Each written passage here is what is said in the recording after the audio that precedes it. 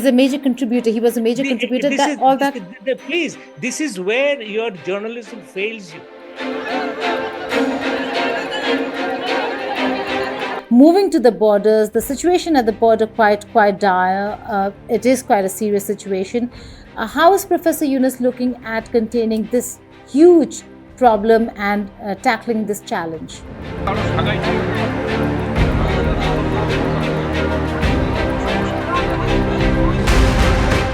If you are talking about genocide, if you are talking about... I did not use those words. Mahfuz Saab, I did not use those words. I did not use those words. I did not use those words, Mahfuz Saab. Things are yet to return to normalcy in Bangladesh. There is a lot that's moving, a lot of moving pieces. The political instability. Will there be elections in the near future, or will it take time? To talk on all this and more, I'm being joined by a very senior journalist from Dhaka, Mahfuz Anam, who's joining us here to speak to India Today Global. Thank you so much, Anand Saab, for joining us here on India Today Global. Let's begin with the situation on the ground. Do you foresee some sort of normalcy and stability in the coming future, in the coming days, or do you, according to you or in your appreciation, see it take a little longer?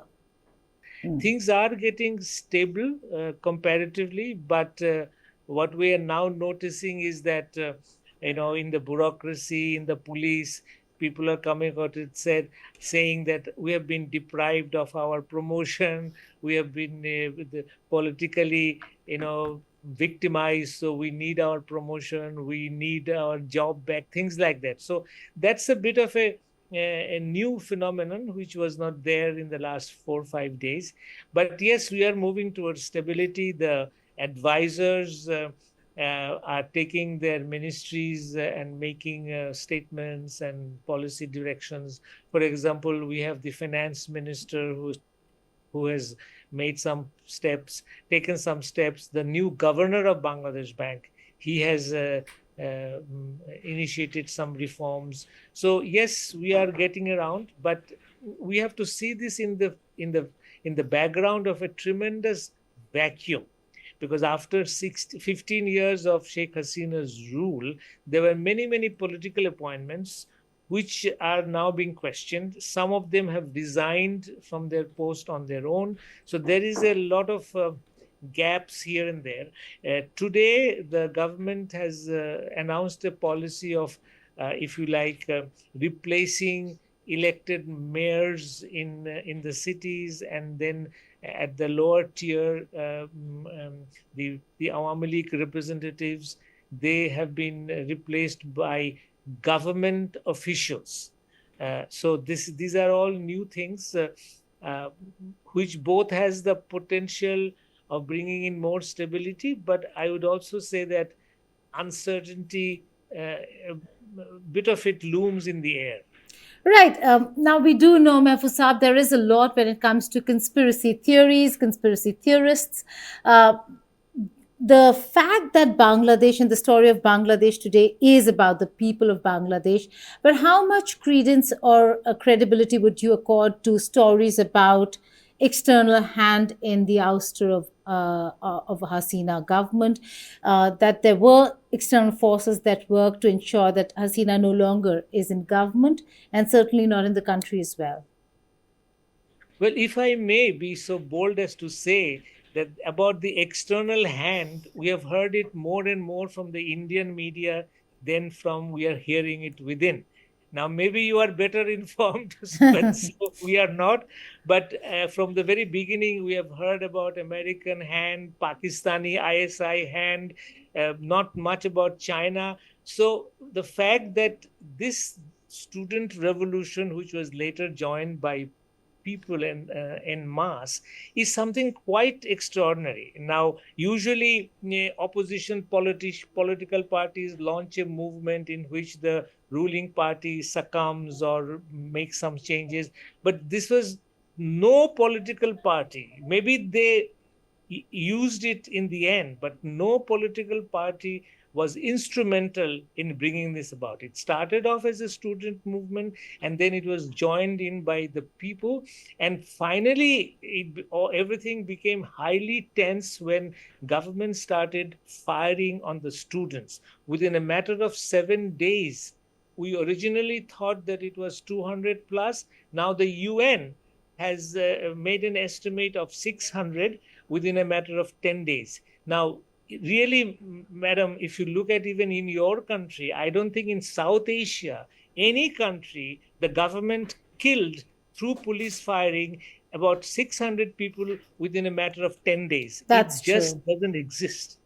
That's true, Mr. Anam. But the fact that there is a lot when it comes to, and it's not just the Indian media, there are other media houses across the world, and we've been looking Tell at me, this. tell me one example Uh, about these I will, conspiracy I will, theories. I will, I will share a few links with you of some of the reports that I've seen from coming from the United States of America, and some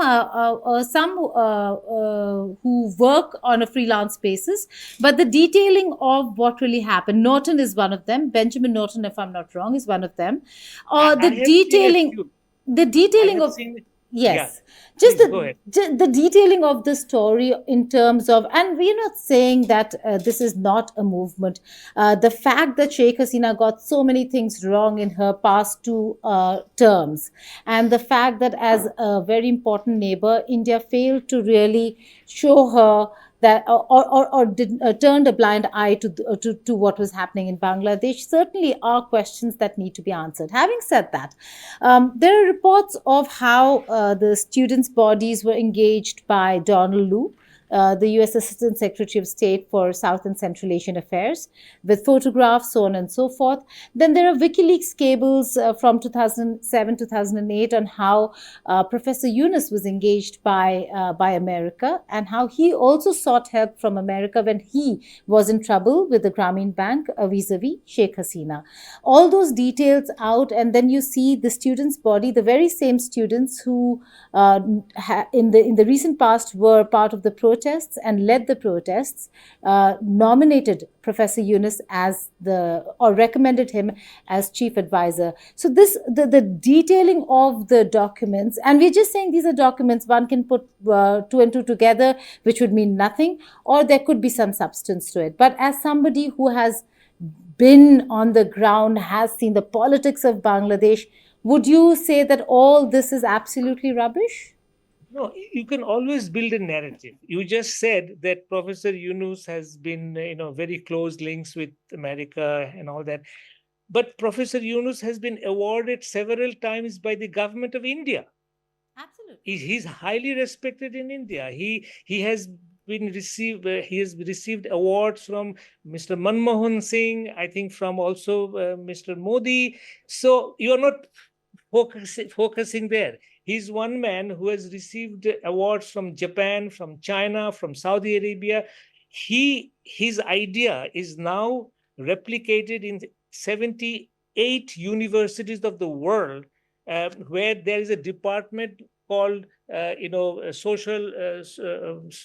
What is it called? Uh, mm, I'm sorry, I'm forgetting. Microcredit is highly studied all over the world. Microfinance, yes. If you microcredit, and also social business. Sorry, his Yes. new concept is social business, and there are 78 Western universities where this is studied. Now, if you focus on America, then of course you will get a narrative. He has been awarded many times, and Not just awarded Mahfuz Saab, he's also contributed to the Hillary Foundation. He's a major contributor. He was a major contributor. this That is all that. please. This is where your journalism fails you. Hasina government said that Yunus has contributed to Hillary Fund. But the fact of the matter is that America has its own Grameen Bank model, which is run independently of Yunus. He has nothing to do with that.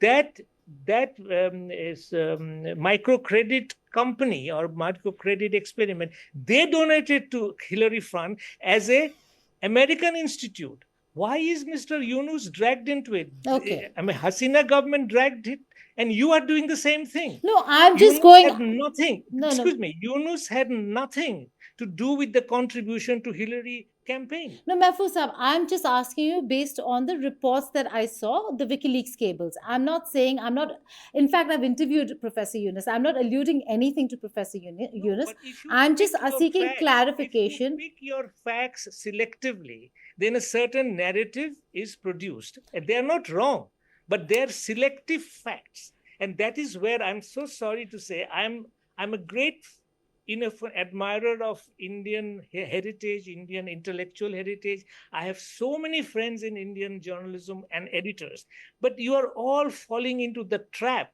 that this is American instigated because America didn't like Hasina having close relationship with China. The fact that America didn't like Hasina's close relationship with China, it is also India who doesn't like Bangladesh's close relationship with China.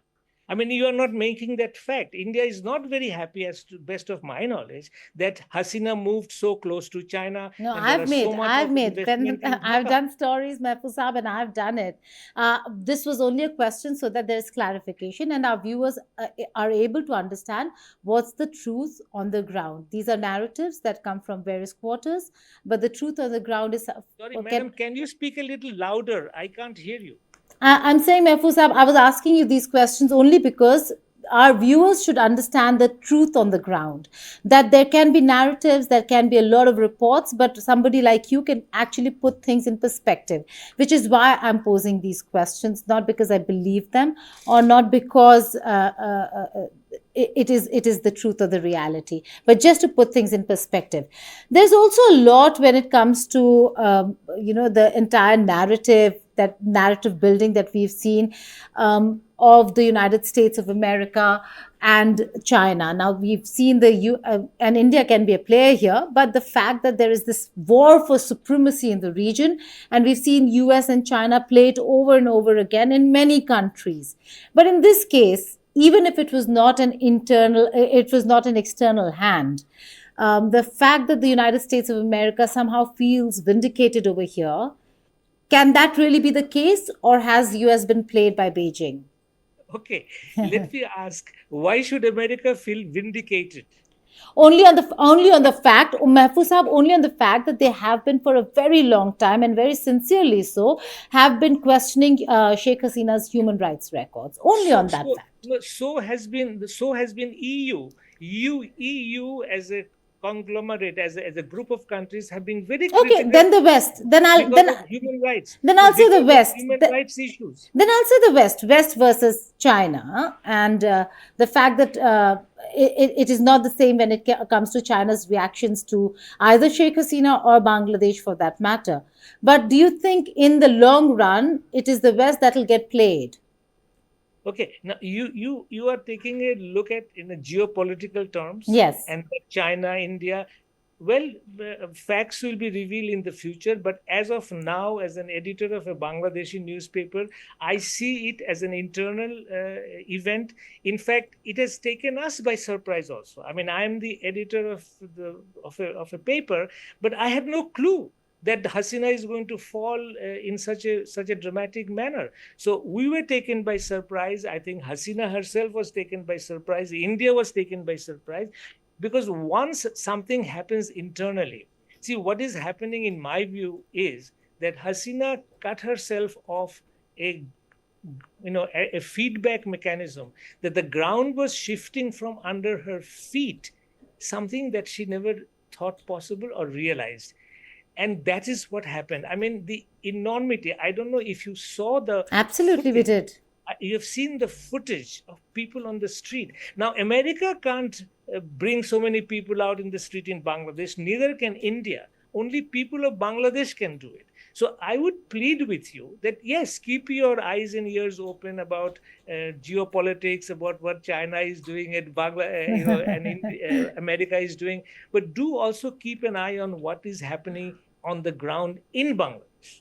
So what is happening on the ground, Mahfuz Saab? Who is in control? Who is in charge? Okay. Does Professor Yunus wield the power that is required to change the course of Bangladesh's future?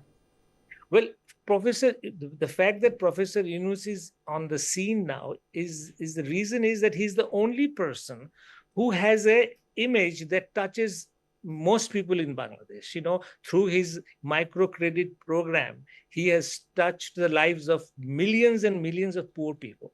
Now, and the students love him. So he's in on the scene. He was furthest from being a part of this student movement. He didn't even know about it. He was in Paris participating in the Olympics. He is on the scene because of his prestige, because of his acceptability, and because student and general people love him. It is not because he's a friend of America. Please take that as a starting point. But what is going to happen, we are also wondering, because with a government who has been in power for 15 years, suddenly this dramatic disappearance has caused a big power vacuum. That is very true. So we are also wondering, the new advisors who have come, they are highly respected people, but many of them are retired personnel. They have no direct involvement of running a government at the moment. So yes, there are lots of ifs and buts, concerns, slippery ground, but we are a little euphoric because after 15 years, we have a chance. For example, I, as an editor, feel media freedom, so civil society feeling their freedom. For example, teachers of Dhaka universities today, they had a conference where they are suggesting how they want to see universities administered.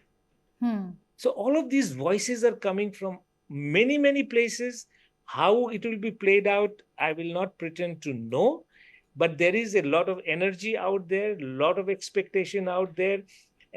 And we hope it will turn out to be something positive, and America and China or India or France will not get too interested in our internal affairs. I hope so too, because this is a rare but a very important moment in Bangladesh's history, Mahfuz Saab, and this is the moment where Bangladesh can really choose the right path and the right way for a brighter future. But for now, there are concerns regarding instability.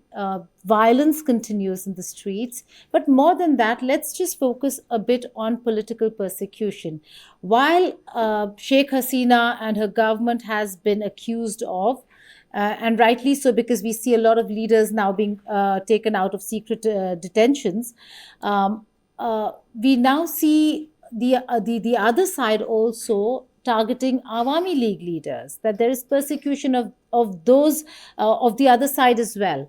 So, what's the difference then if there is no control and no handle on the situation when it comes to political persecutions? Sheikh Hasina did it to BNP, and now we are seeing BNP and other leaders or other factions do it to Awami League. Okay, now your point is well taken. It is also a concern in Bangladesh. I, as an editor, we have already written about it. But it is not so unusual when you have a very powerful government, very oppressive for over a period of 15 years, and this government is here through elections which were totally manipulated. So there is a lot of public anger. And in the village level and the subdivision level, there are Awami League figures who exploited the situation. If you are following Bangladesh media nowadays, you are seeing these revelations about bank, loans that never been repaid, companies taking loans on fabricated, papers. So there is a lot of public anger, which is sometimes getting expressed and having a very, very bad consequence. We will never endorse it. There is a serious concern about it. But the fact that Awami League, some selected Awami League leaders are getting, if you like, harassed, is a consequence of what they did in the last 15 years. And that is a reality that I hope Indian media, Indian government understands. But definitely it will stop. And that is the effort of the interim government, and that is definitely something we in the Daily Star as a newspaper will write on over and over again, that it shouldn't happen. What about the specific cases of minorities and targeting of minorities? Please louder, please louder. What about the specific cases, Mahfuz Saab, of minorities and the targeting of minorities in Bangladesh? How is Professor Yunus looking at containing the situation on that front? Because we see a lot of them, quite few of them known as Awami League supporters, and that's why being targeted not particularly because of their religious background, but many of them also because of their religious background. Moving to the borders, the situation at the border quite dire. It is quite a serious situation. How is Professor Yunus looking at containing this huge problem and tackling this challenge? First of all, let me categorically say that this is something we are very unhappy about. Minorities should not be attacked, but they have been attacked. And so Bangladesh government is very concerned. But part of it, I think, in the Indian media is really not reporting on facts. Now, BBC did a fact-checking story about 3-4 days ago, in which quite a few stories which really made it in the social media in India were found to be not based on facts. What I would like to request media like yours, Aaj Tak and others, that when you publish something, like just now you said situation in the border is very dire. Is that factually based, madam? See, sir, we have had our reporters go to the go on the ground, and they said yes, that they are preparing, and the border situation for them looks quite tense, and that there are people who wish to enter India. Or We will be our own very reporters. helped. We will be helped very much if those facts are shared here. From our perspective, there is no gathering in the border which can remotely be described as dire. Yes, Okay. as I repeat, there has been incidents which shouldn't have happened. We as a government and as a people must protect our minorities in the best way possible. So it is most unfortunate. As for Mr. Yunus's government, they have taken very bold steps, and I think as of last 3 days, there has not been any repetition of attack on the minorities. Okay, so there are assurances and certainly movement and action on the ground when it comes to protecting minorities, is what you're saying. Yes, and again, I would urge a media like yours, India Today, Aaj Tak, Times of India, that please check your facts. It has happened. There is no question about it. But to exaggerate it, to give it so much of, I mean, you create a situation where Hindus are, some papers or some media said genocide of Hindus. I No, we're mean, not saying that. I you are, already said that quite a few of them have been targeted, Mefusa, because they are but Awami League supporters, not no, because of no, their but religious the background. use of the word And massacre, genocide. I mean, you that was are not us. That was you not are putting petrol into a fire. That is not us. And also, if the reading of our reporters is that yes, the situation at the border is alarming, then we will go with that. But does not mean that we are accusing Yunus, Professor Yunus, of any wrongdoing. We're just saying that the situation is indeed out of control. How are you looking at I will at? contest. I will contest you vehemently that it Okay, is out of control or alarming. It did happen.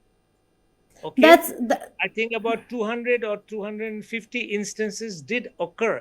But, madam, are you aware of the fact that only 3 unfortunate deaths occurred? Now, I'm not going to count by deaths, but if you are talking about genocide, if you're talking about I did alarming, not use those words. three, three, Mefusab, three, I did not three, use those madam, words. three, I did three. not use those words. No, I please. did not use those words, Mefusab. No, but I no, did but not use because those words.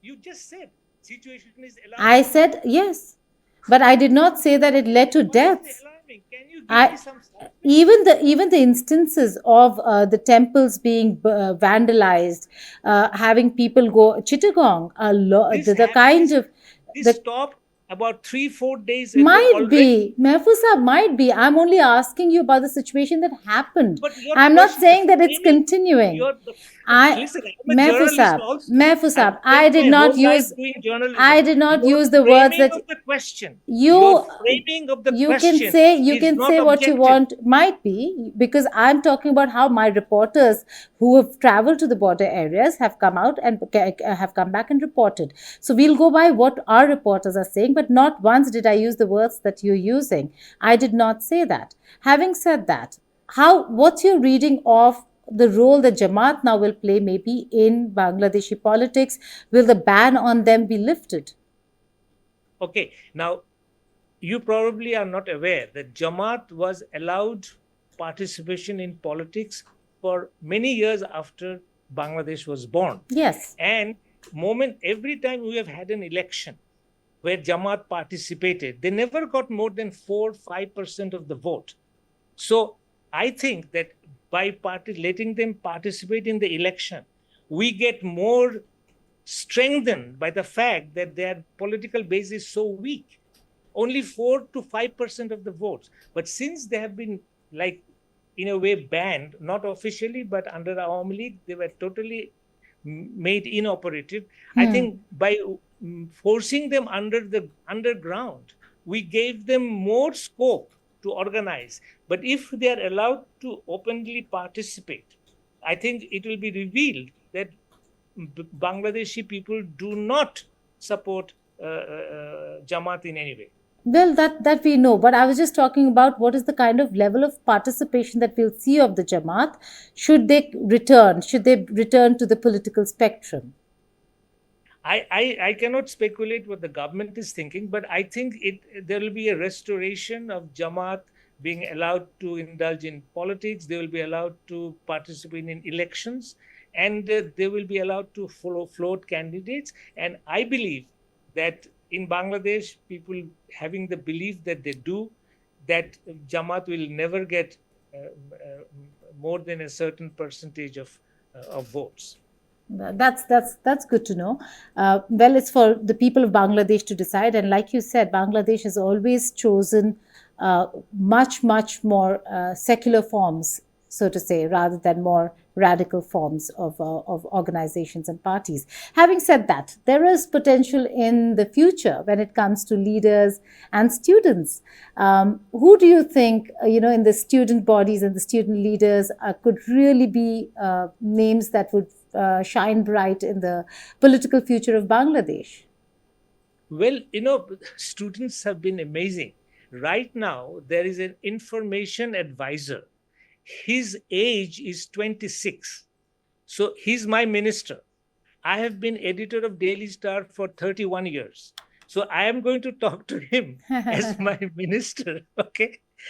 And maybe he will turn out to be far better minister than the oppressive ones I had under BNP or under Awami League. He might be much more open-minded. And he has already indicated that he wants to set up a media commission in which civil society, the professions will run it, and they will sort of determine the media policy, which is far superior than what we have had in the last under BNP and Awami League.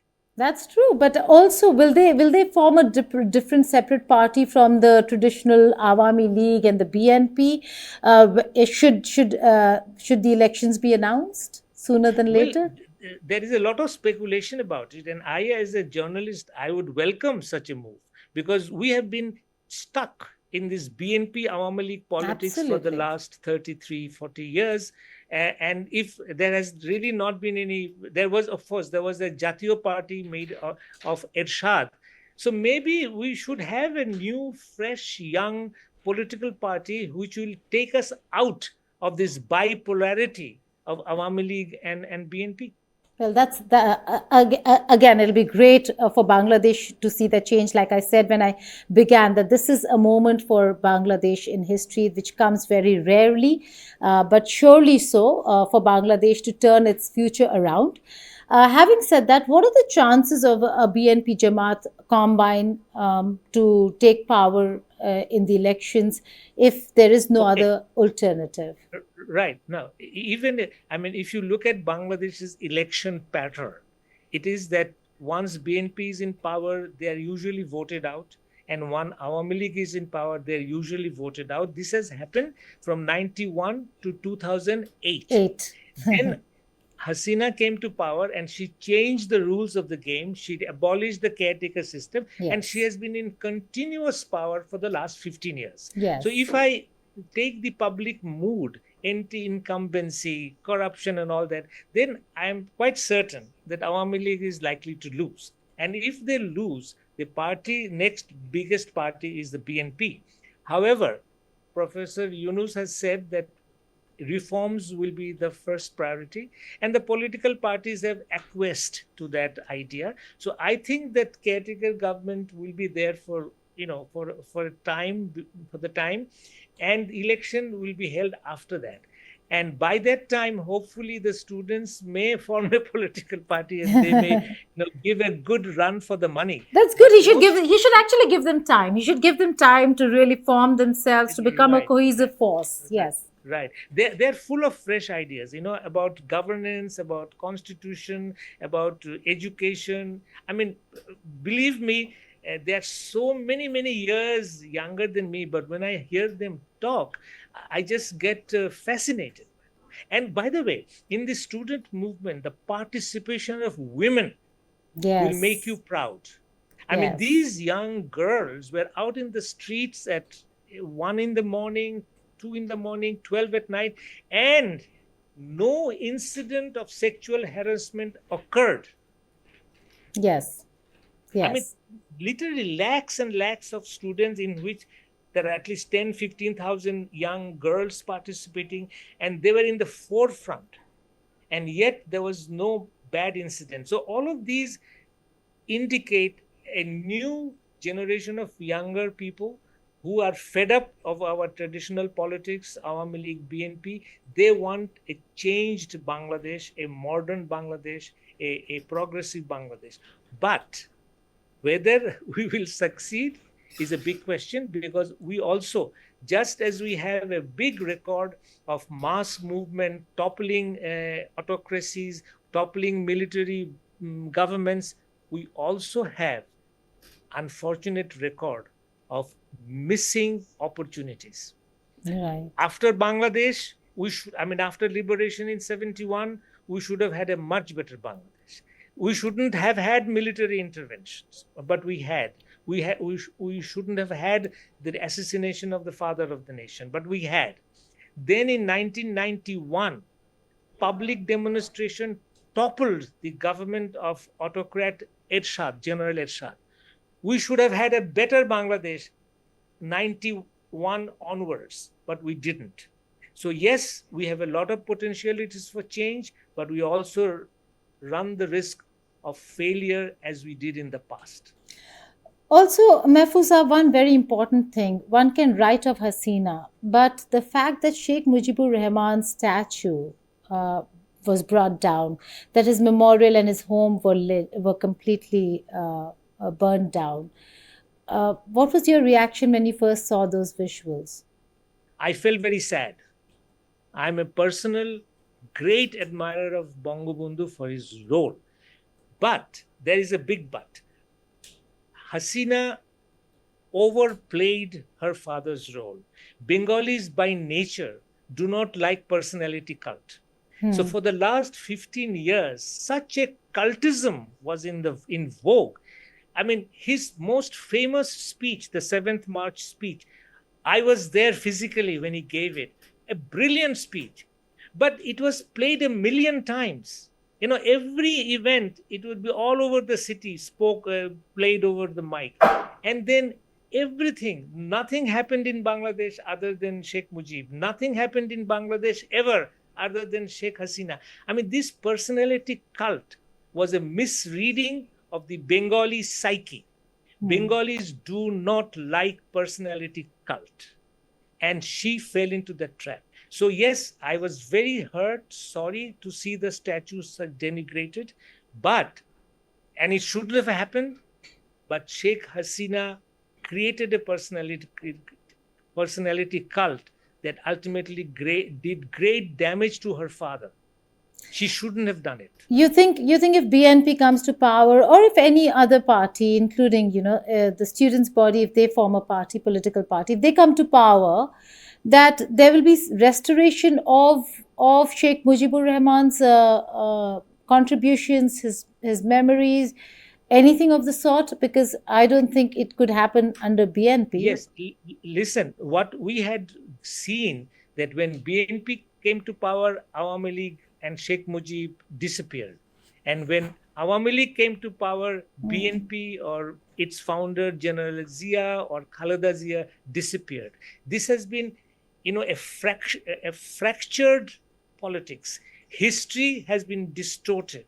I know. If BNP comes back with the same mode of eliminating Sheikh Mujib or eliminating whatever Awami League's history, it will fall into the same trap, and it will be repeating a historic mistake, which will take us back. So I will expect and hope, and I will write about it, that BNP should be a reformed BNP. They should really have learned from what has happened, and they should not repeat the mistakes of the past. Okay, talking about a few traps over here, do you think Awami League could be banned as a political party before elections? Not at all. Not at all. I mean, there's no question. But there will be allegations against Awami League. There will Absolutely, surely so, surely so. Listen, in our part of the world, even in India, the ruling party it becomes the subject of most of the people's reaction. There is definitely corruption. There's definitely the whole culture of disappearance. If somebody is picked up from their house and then they are never traced, all of this will come back and haunt Awami League. So they will have to really reform and regain public confidence. But there is no question of banning Awami League at all. Okay, there are already some charges against Sheikh Hasina, murder charges, very serious ones.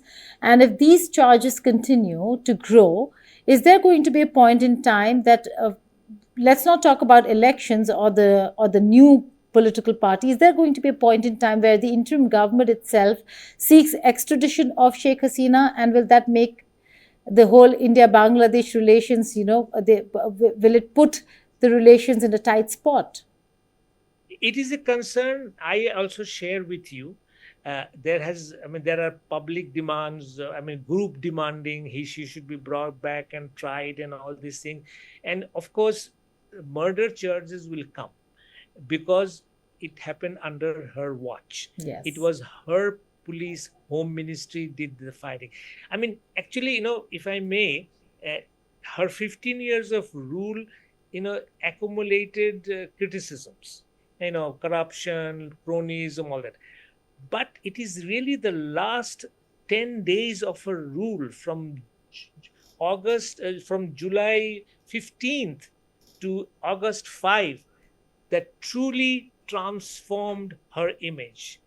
Those 10 days from 15th to 5th of August really have damaged her so much, and it will actually remain a part of her legacy, which she will have to really, really answer for. Can Sheikh Hasina ever return to Bangladesh? Is it possible, unless and until she's there for trial? Can she ever return to Bangladesh? The Hasina family. It's a bit too much of a speculative question. You will have to kindly forgive me for not answering. Okay, then the easier one here, Mahfuz Saab. Will Tariq Rahman return to Dhaka? Will he be part of the politics of BNP? Well, he's now basically his mother is sick and really out of politics. So he's virtually the chairman of BNP. And the BNP, if in the polls, if they do well, which if you take our culture of, anti-incumbency, legacy, then BNP has a high chance of coming to power. So as the chairman of the party which wins the election, I'm sure he will come back. Okay. And when do you think the elections can be held? If you can, broadly give a time frame, because you actually are saying it can't be sooner. It'll have to be a little later. So certainly not by the end of this year. And no, I don't think so. I don't. Even the BNP, which is really waiting in the wings to be coming to power, they themselves have agreed to allow the caretaker, the interim government, as much time as is reasonable. That's what they said. Okay, my final leg of questions are on India. One, you had already said that nobody anticipated what happened on the 5th of August. Do you see a major intelligence failure as well over here? Not just on part of Hasina government, but particularly countries in the neighborhood like India, who that were watching very closely what was happening in Dhaka. Well, definitely a massive intelligence failure for Hasina government. And she had structured it so watertight. Truly, I think she had such a surveillance society set up uh, that ultimately all of them failed her. About India, I would say that I think India was much too obsessed with Sheikh Hasina. They were thinking that she is what Bangladesh is. So they were in touch with her, but they neglected the people of Bangladesh. You think they did not engage enough? They did not engage the students enough, because we did see other countries engage a lot of the students. Now, You think they did not well, engage the students, the people enough to get but a sense of the ground now, situation? now here you have touched on a very, very vital question. I think there needs to be a change of perspective. Now, let me put it very bluntly. If you can have a party in power who Hmm. believes in Hindutva, that India's identity should be Hindu, Hmm. then why can't Bangladesh's identity be Muslim? Hmm. I mean, why do you react with such alarmist reaction? You have your own backyard to learn from. India was a secular country for so many years. I grew up admiring Nehru very much, but now I see Nehru is a villain. So there's such. I mean, I'm exaggerating, Yes, but of Nehru course, is under because deliberate. you and I don't believe that about Jawaharlal Nehru. Yeah, no, I'm but saying Yes. that majority Indian voters have now for the third time elected a party who believe that the Hindu identity of India is the most important. But in Bangladesh, we have never elected a party that says Islam or Muslim is the only identity. We call ourselves Bengali Muslims. Now, in India, I think, and the particularly in the governmental sphere, when you see a lot of Bangladeshis going to mosques, wearing topis, keeping beard, and talking about Islam, I think your reaction becomes, oh my God, Bangladesh is becoming fundamentalist. Bangladesh is becoming extremist. That is where a major failure of understanding of who we are. We are a Muslim majority country, but we are secular. This fact has to be now driven home to Indian thinkers to look at us as who we are. We are not driven by Pakistan. We are not goaded by ISI. We are not goaded by Saudi Arabia. We are Bengali Muslims. This identity is collective. We are very proud Bengalis, Right. but we are also proud Muslims. Now, this combination is something I think is missing in India's approach to looking at Bangladesh. Okay.